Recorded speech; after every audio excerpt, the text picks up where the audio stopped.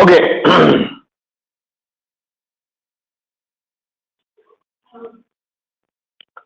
Normal थोडासा technical problem आहे.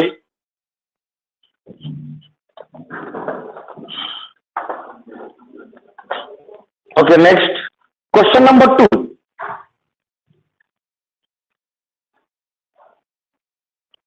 Question number 2. A pair of dice is thrown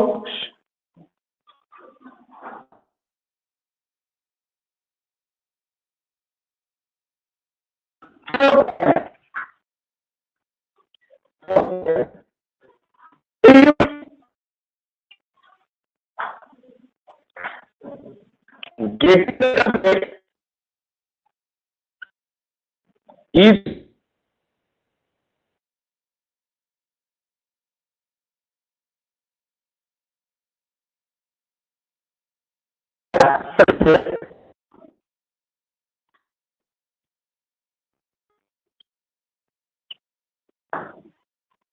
find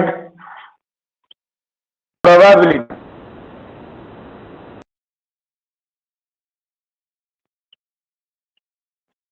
of two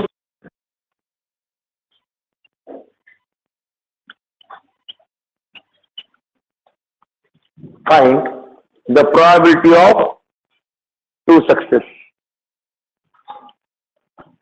Okay, solution. Okay, answer खूप सोपं आहे. फक्त सर्वात महत्त्वाचं डोक्यात ठेवा ते काय दिलंय आणि कोण सक्सेस आहे हे समजणं खूप गरजेचं आहे. ज्याला क्वेश्चन समजेल त्याला आन्सर इझिली समजणार आहे. ओके, सर्वात पहिले क्वेश्चन मधलं पहिलं सेंटेन्स घेतो. गिवन. पहिलं sentence, a pair of dice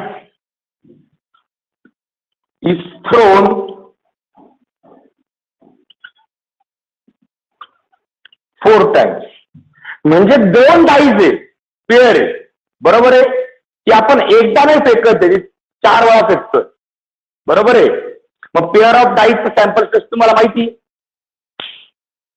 अरे मागच्या चॅप्टर मध्ये pair of dies sample space घेतला 1 1 1 2 1 3 1 4 1 5 1 6 2 1 2 2 आठवतो. ओके, हा पेअर ऑफ डाईजांनी 4 टाइम्स थ्रो केले. म्हणजे यांची व्हॅल्यू किती? यांची व्हॅल्यू आली 4. एन आला 4. ओके, आता प्रश्न आला, if getting success, sorry, if getting doublet is consider as a success. Okay, आता इथे मी सॅम्पल स्पेस लिहित नाही, डायरेक्ट येणार आहे.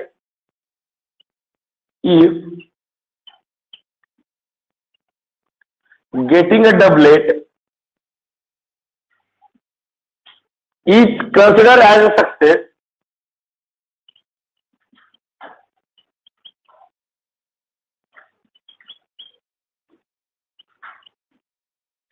सक्सेस. मग मला सांगा, डबलेट म्हणजे काय रे? पॉवर का इंटू ब्रॅकेट दॅट इज कोणते कोणते एलिमेंट? 1 1 2 2 3 3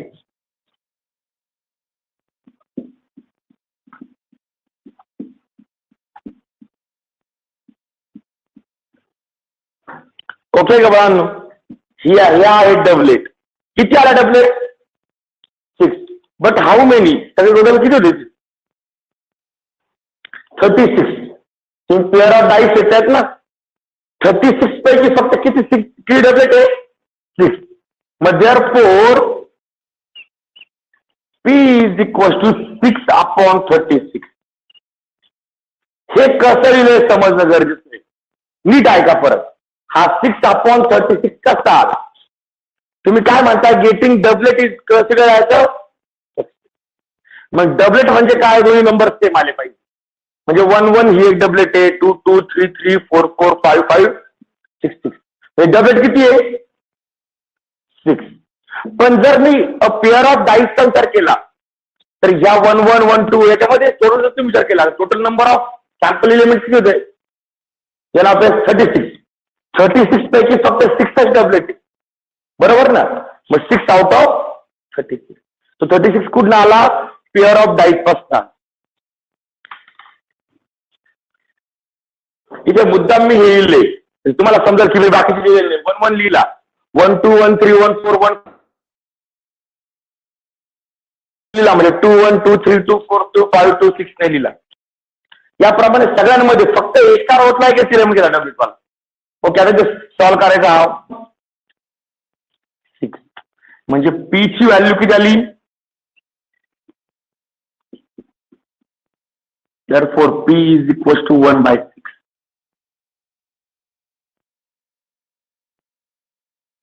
अडचण बोला बरं पी मध्ये. नाव Q,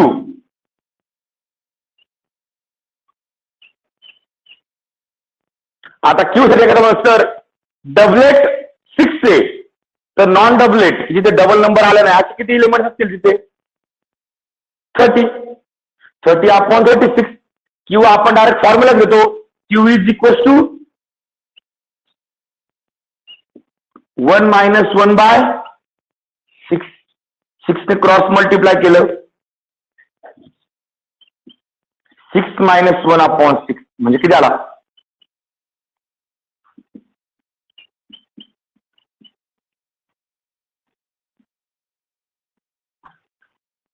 Q is equal to 5/6. तुम्ही 30 आउट ऑफ 36 जरी घेतले तरी सुद्धा हे आन्सर येत आहे.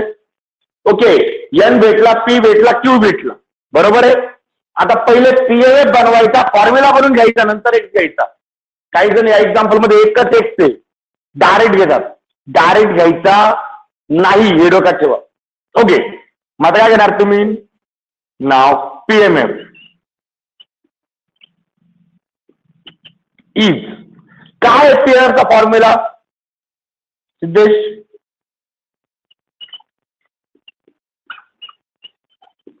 P of X is equal to X. तर तुम्ही पी ऑफ एक्स म्हणतायत ना, इज इक्वल टू काय फॉर्म्युला आहे, NC X into P raise to X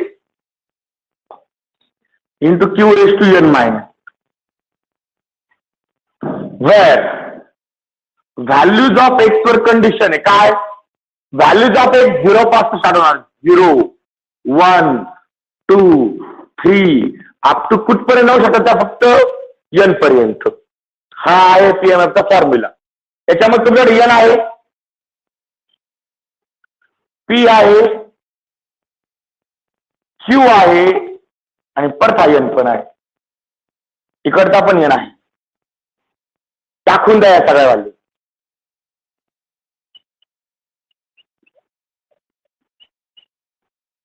किती होईल, 4c(x)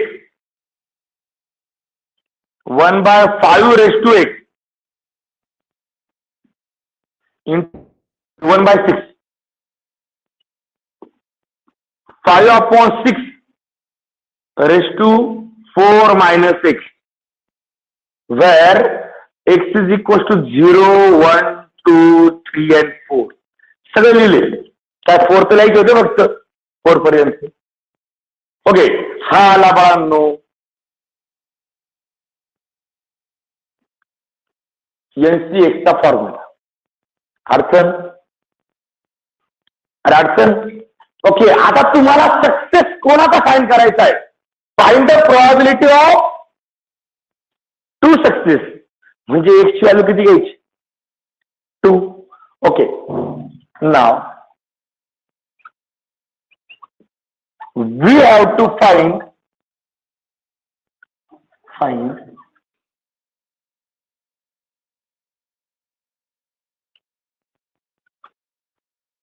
of 2 success.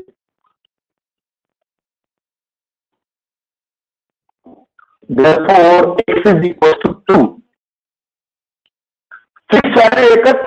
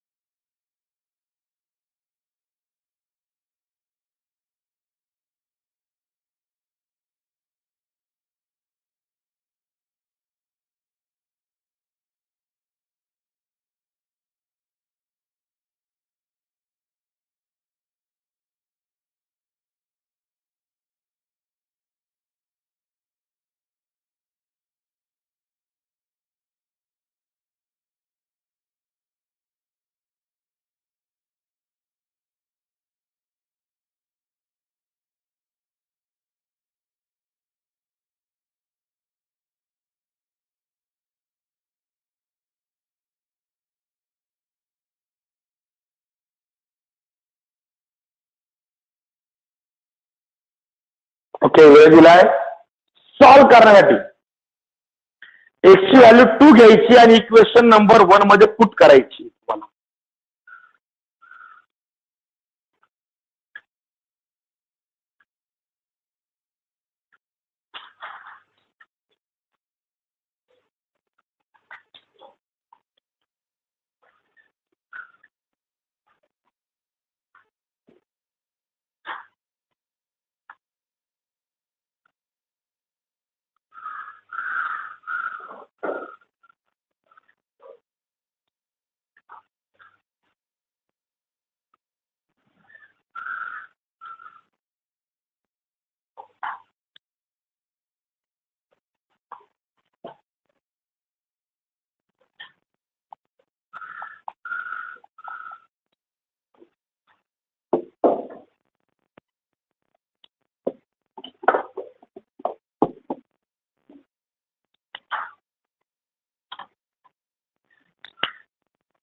ओके मुलांना केलंय solve.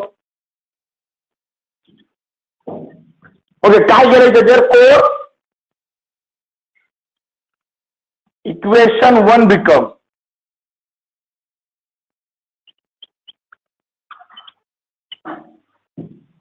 therefore equation 1 becomes p of x is equals to 2 किंवा p of 2 म्हटलं तरी हा फरक पडणार नाही, which is equals to 4c2 1/6 raised to 2 into 5/6 raised to 4 minus 2. फक्त x ची व्हॅल्यू 2 टाकायची, परत पुढे x यायची गरज नाही राहत तिथे. ओके, करा simplify. 4 factorial upon into 4 minus 2 bracket factorial हा स्क्वेअर दोघांचा पण आहे किंवा त्याला एक स्टेप वाढवू आपण 1/6 bracket square into 5/6 bracket square.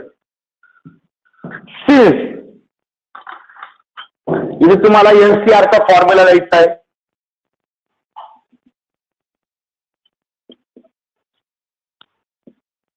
काल हा फॉर्म्युला दिलाय, तुम्ही क्वेश्चन मार्क टाकलाय, फॉर्म्युलिंगचा प्रयत्न करा. Okay,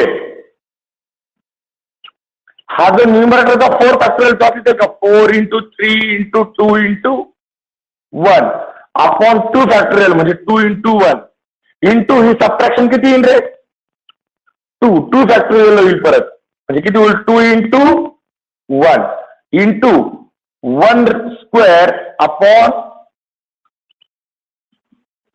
into 5 square upon 6 square. अडचण.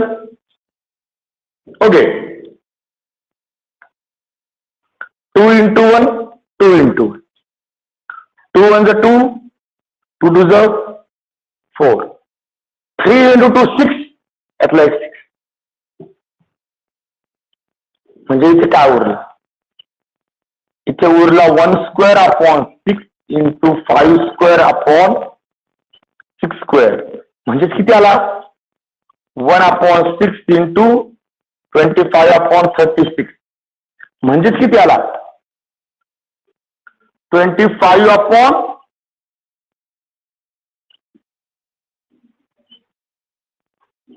this is p of x is equals to 2. Therefore, the probability of 2 success is 25 upon 216 खाल्लायचे. Therefore, the probability of 2 success. Therefore, the probability of 2 success is 25 upon 216. अडचण बोला बरं, calculation समजले कसे केले ते. त्या combination लास्टला 2 into 3 उरलेला 2 into 3 6 होतो आणि तो खालचा स्क्वेअर मधला 6 डायरेक्ट कॅन्सल केला तिथे. अडचण. ओके, नेक्स्ट क्वेश्चन घ्या.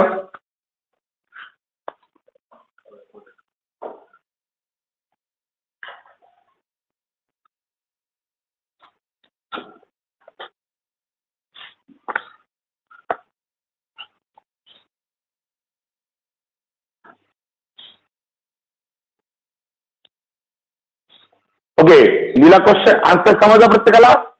बाळांनो, हा पण क्वेश्चन IMP आहे.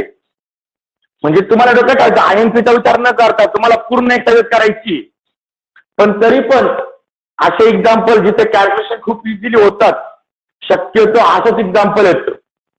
पुढे काही क्वेश्चन असे जिथे तुम्हाला लॉग टेबल यूज करायला लागू शकतो, पण असं एक्झाम्पल शक्यतो एक्झामला येत नाही, याची काळजी घ्यायची. त्यामुळे जेवढे एक्झाम्पल सोपे वाटतात ना, ते करून ठेवा सगळे. आता तर जवळ 5 मार्क्स येणार आहे. Okay, next question.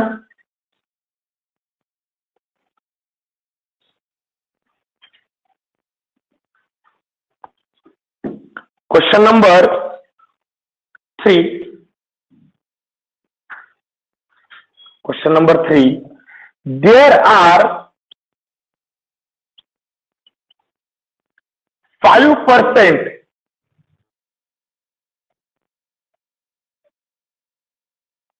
defective atoms. There are 5% defective atoms in a large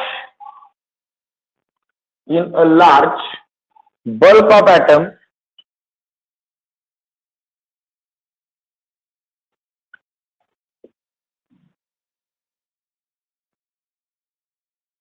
what is the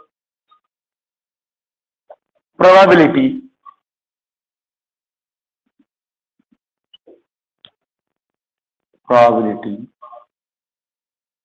that a sample of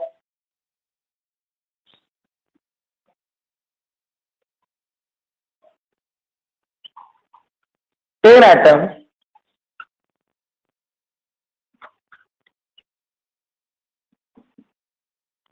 will include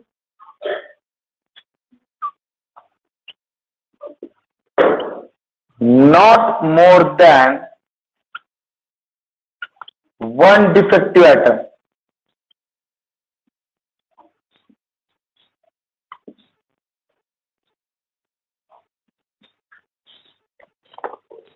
One defective atom.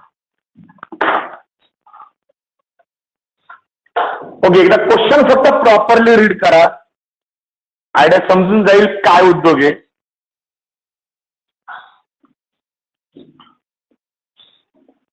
जे सुरुवातीचे 4-5 एक्झाम्पल सगळ्यांनो, शक्य त्यातलंच एक्झाम्पल बोर्डला येतं भरपूर वेळेस.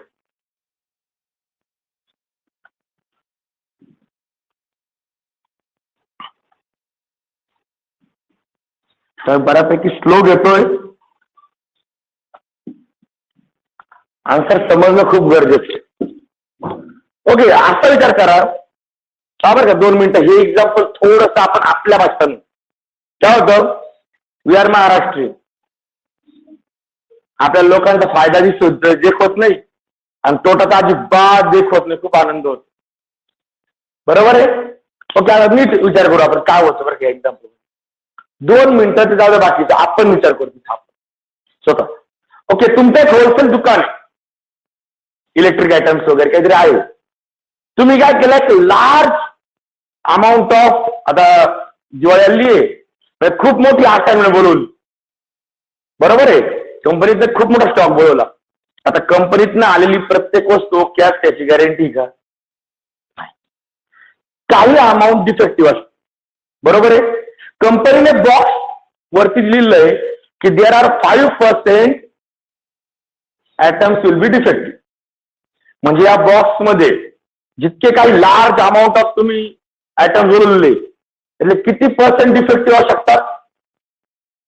बरोबर आहे, 5% atoms डिफेक्टिव्ह असू शकतात.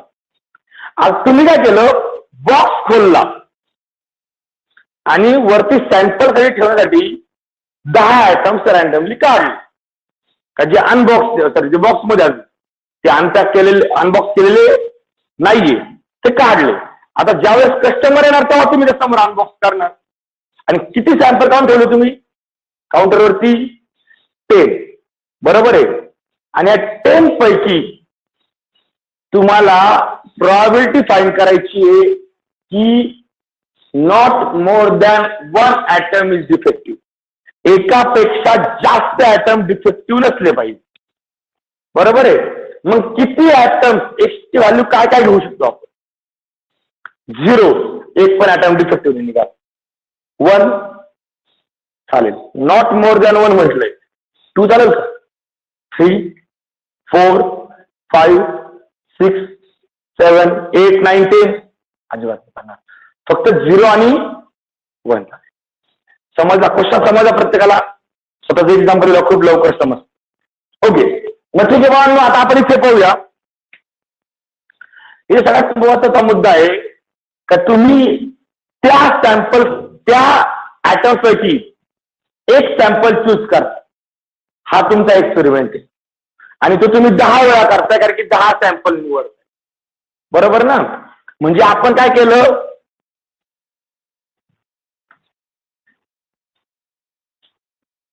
given a sample of 10 atoms, म्हणजे n इज इक्वल टू किती आला? 10. n इज इक्वल टू कोण आलं? किती आला? 10. आता बाळांनो, ह्या एक्झाम्पलला खूप जण कन्फ्युज होतात. इथे सक्सेस काय? डिफेक्टिव्ह ऍटम का not defective atom? Defective atom, कारण की प्रोबॅबिलिटी आपल्याला कोणाची काढायची आहे? डिफेक्टिव्ह ऍटमची.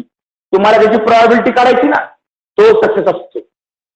मला इथं प्रोबॅबिलिटी काढायची आहे डिफेक्टिव्ह ऍटमची ना, म्हणजे इथे डिफेक्टिव्ह ऍटम असणं हा सक्सेस आहे. ओके, मग there are 5% defective atom.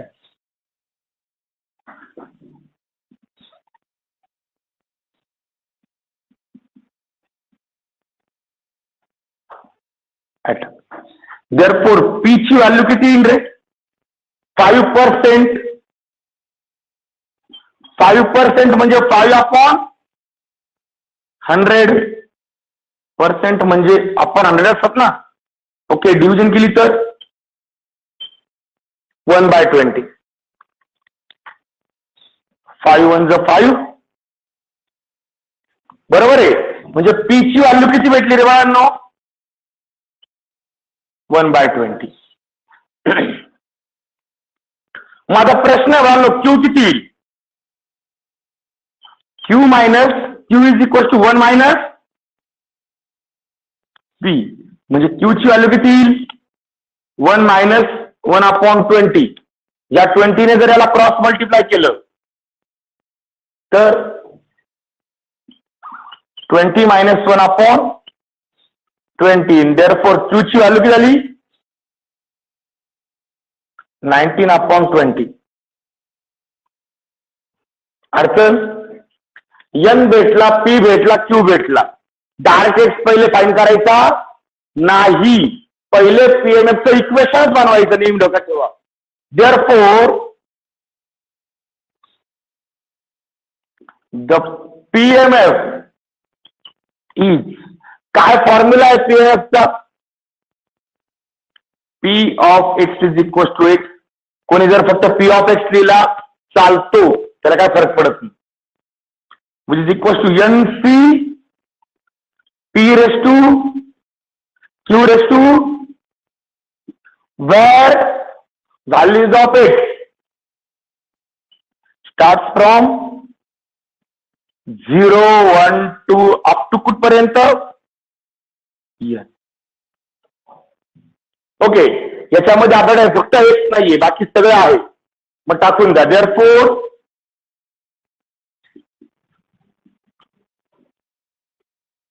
P of X is equal to x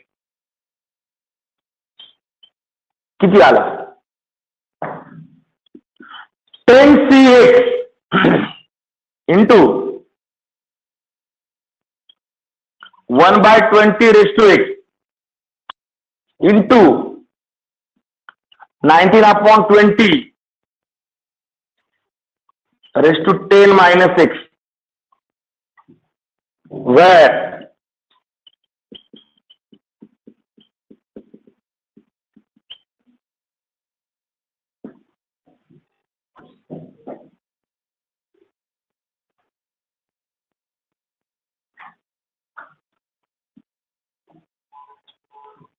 equation number 1.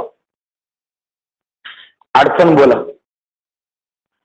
आता तुम्हाला फाइंड करायचंय probability of items not more than 1 defective. बरोबर. ओके. नाव not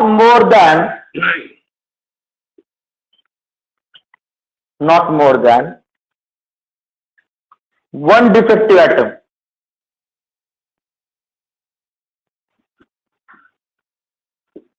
That is एक सोल्युशन काय येऊ शकतं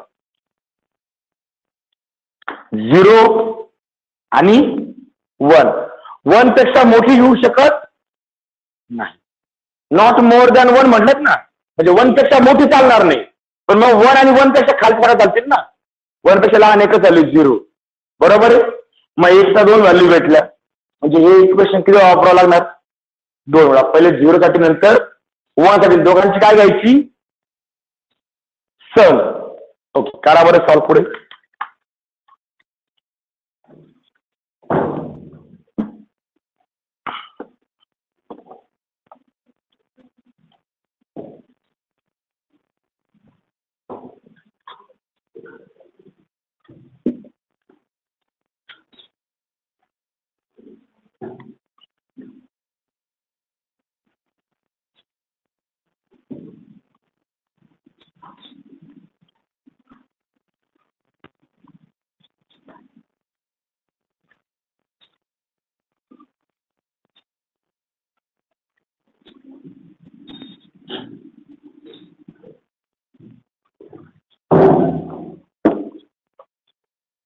Okay, therefore P of x which is less than or equals to 1 हा तुम्हाला फाइंड करायचा आहे ना. नॉट मोर दॅन 1 म्हणजे P of 0 plus P of 1. Okay. Equation number 1 वापरायचं परत पहिले P of 0 लिहिण्यासाठी. P of 0 काय होईल रे 10C0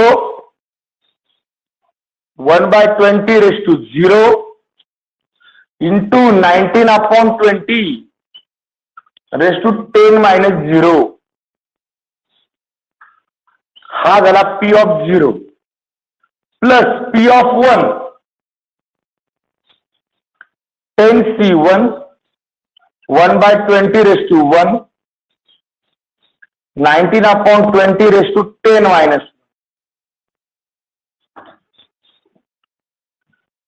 अडचण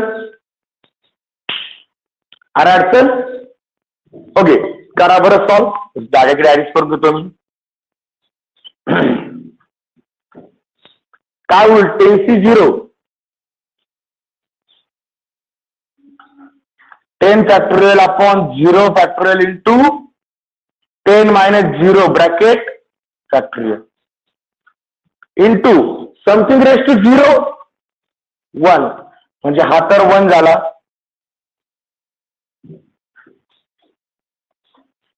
इथे गणमन करू नका. कोणत्याही नंबरचा पॉवर जर 0 असेल तर आन्सर 1 असतं एक्सेप्ट 0.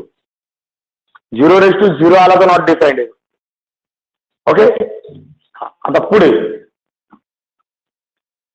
19/20 ब्रॅकेट रेस टू ही सबट्रॅक्शन किती येईल 10-0 10. बरोबर आहे. Plus 10 factorial upon 1 factorial into 10-1 bracket factorial. हा 1/20 पॉवरला 1 लिहायची गरज नाहीये. आणि इथे 19/20 ब्रॅकेट रेस टू 10-1 म्हणजे किती होईल रे अडचण. इथे एनसीआरचा फॉर्म्युला लिहायचा. तुम्ही एनसीआरचा फॉर्म्युला कंपल्सरी लिहिणार आहे बाळांनो. तर तो फॉर्म्युला तुमचा तसाच लक्षात राहील. तरच लक्षात राहील आणि तरच एक्झामला आठवणार आहे. जे लिहिणार नाही त्यांनी समजून घ्यायचं एनसीआरचा फॉर्म्युला गेला निष्कारण एक एक्झाम्पल जाईल, जे हातचं एक्झाम्पल आहे. ओके,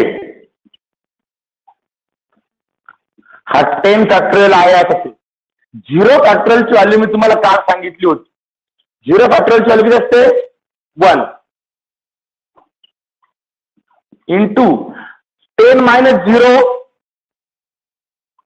10 फॅक्टोरियल इंटू हा 1 लायची गरज आहे.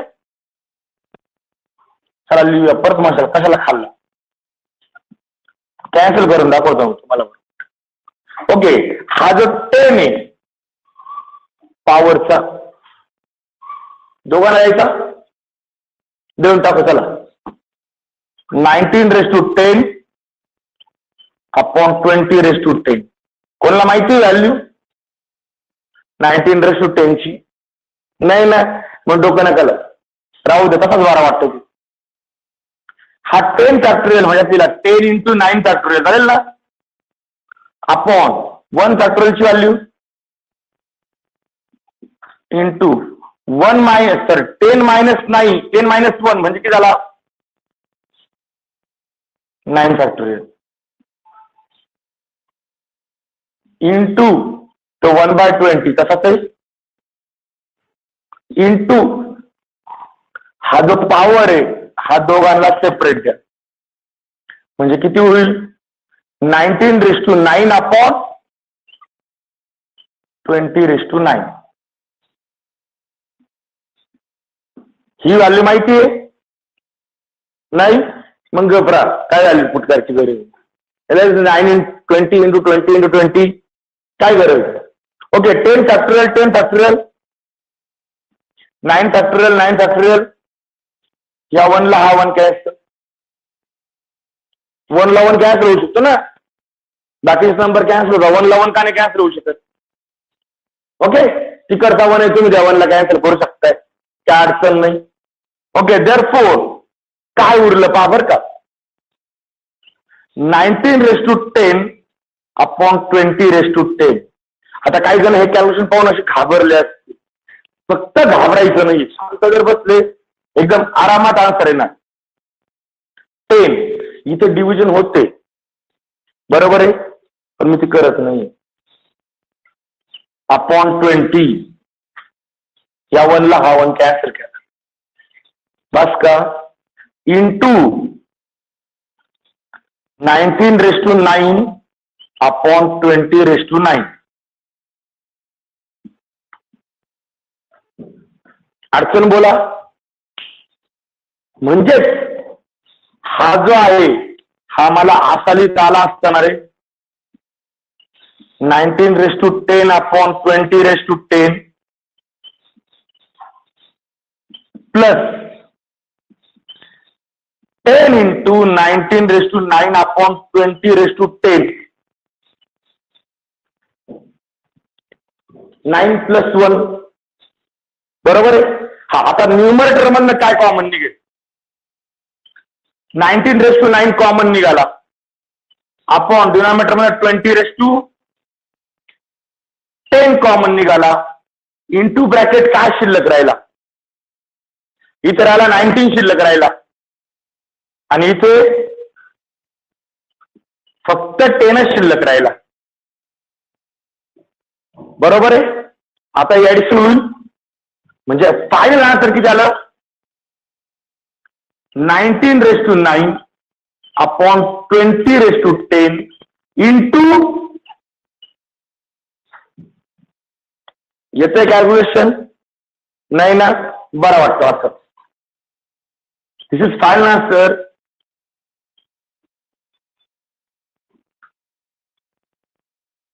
कॅल्क्युलेशन करण्याची गरज नाही. आता कॅल्क्युलेशन कधी करायचं आपण कधी करायचं सिंपल सांगतो पहा बरं का. 2^10 पर्यंत आला तर कॅल्क्युलेशन करायची. 3^5 पर्यंत आला कॅल्क्युलेशन करायची. 4^5 पर्यंत आला कॅल्क्युलेशन करायची. तिथून पुढे 5 पासून क्यूबच्या पुढे नंबर गेला संपला विषय, कॅल्क्युलेशन करायचंच नाही, पॉवरचाच ठेवायचं. 5 पासून जर क्यूबच्या पुढे पॉवर गेला तर अजिबात कॅल्क्युलेशन करायचं नाही, तसंच राहून द्यायचं. उद्योग समजलाय? ओके. अडचण? अरे अडचण ऑनलाईन करणार आहे. जर इथे एखाद्याने कॅन्सलेशन केलं असतं ना तरी इथे परत गडबड झाले.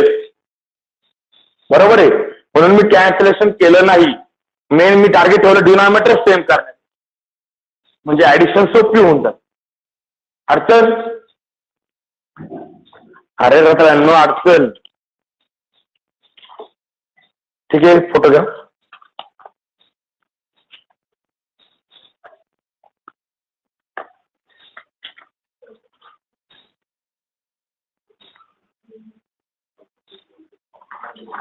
Okay, next question number 4. ते खाली लिहिलं का? Therefore the probability of not more than one defective atom, the probability of not more than one defective atom is 19⁹ into 29 upon 20⁻10. Okay, question number 4. संध्याकाळच्या लेक्चरला येताना लिहून बुक आहे प्रत्येकाकडे. घर जाऊन ते बुक वर लिहू का? रात्री तुमचे बुक सापडत आले होते, आम्हाला हातच नाही लावत. लिहू का बघ त्याच्यावरची. ओके, क्वेश्चन लिहून आणायचा, आन्सर नाही. ओके.